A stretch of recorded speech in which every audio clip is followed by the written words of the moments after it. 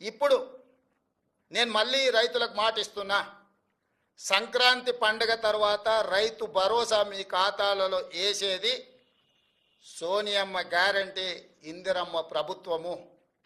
ఏ రైతులు ఎలాంటి మారీచులు సుబాహులు వచ్చి మీకు అబద్ధాలు చెప్పి ఆనాడు పురాణాలలో విశ్వామిత్రుడు యజ్ఞం చేస్తుంటే రాక్షసులు ముఖ్యంగా మారీచుడు సుబాహులు వచ్చి ఆ యజ్ఞాన్ని భగ్నం చేయాలని ప్రయత్నం చేస్తే రామలక్ష్మణులు ఎట్లయితే కాపలా కాసి విశ్వామిత్రుడు చేపట్టిన యజ్ఞాన్ని సంపూర్ణంగా పూర్తి చేసిండ్రో, ఈనాడు కూడా మా ప్రభుత్వము రైతు భరోసా కొనసాగిస్తుంది. సంక్రాంతి పండుగ తరువాత సోనియా గాంధీ గారి గ్యారెంటీగా నేను చెప్తున్నా, మీ రైతు భరోసా మీ ఖాతాలో పడుతుంది. ఎవరిని నమ్మకండి.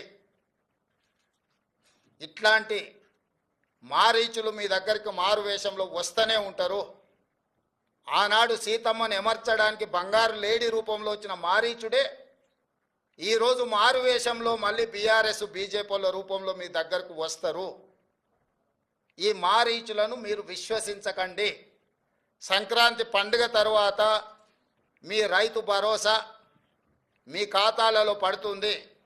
విధి విధానాలకు సంబంధించి మంత్రివర్గ ఉపసంఘం వేసిన బట్టి విక్రమార్క గారు, పొంగులేటి శ్రీనివాసరెడ్డి గారు, తుమ్మల నాగేశ్వరరావు గారు, ఇతర మంత్రుల చేత మంత్రివర్గ ఉపసంఘాన్ని విధి విధానాలను ఖరారు చేయడానికి వేసినాం.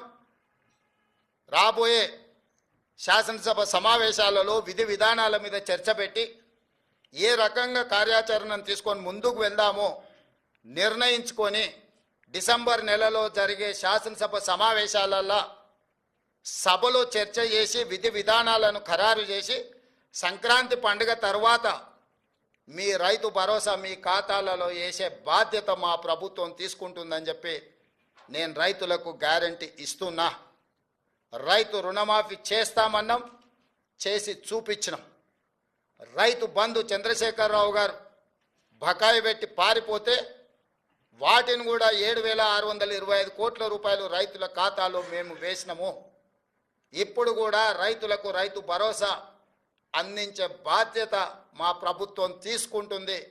దీనికి సంబంధించి శాసనసభలో చర్చలు చేసి మంత్రివర్గ ఉపసంఘం ఇచ్చే నివేదికను శాసనసభలో ప్రవేశపెట్టి విధి విధానాలను ఖరారు చేసి రైతు భరోసా పథకం కొనసాగుతుంది.